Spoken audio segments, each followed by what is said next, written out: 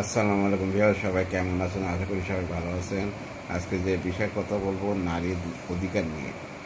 নারীরা কিন্তু কম কাজ করে না, নারীদের কাজ টুকটাক অনেক। ঘর সংসার পুরুষদের যেমন মনে করি এখন বর্তমানে যে অবস্থা, পুরুষদের চেয়ে মহিলাদের কাজ অনেক বেশি।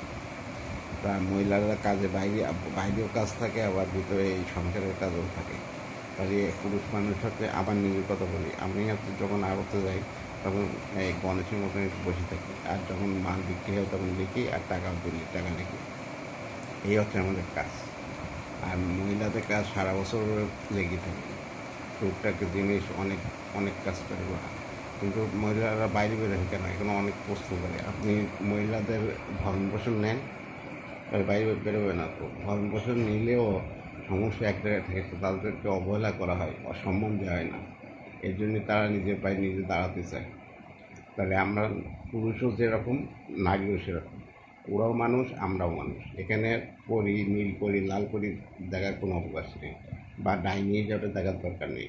এই দুই আত্মার মিলনই হচ্ছে এই পৃথিবী জগৎ। তাহলে সাবধানে আমরা নারীদের অধিকার প্রতিষ্ঠিত করতে চাই।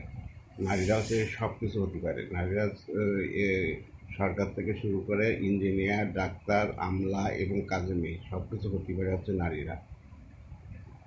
তাদের সম্মান করতে হবে, তাদের মর্যাদা আমাদের চেয়ে বেশি। ধন্যবাদ।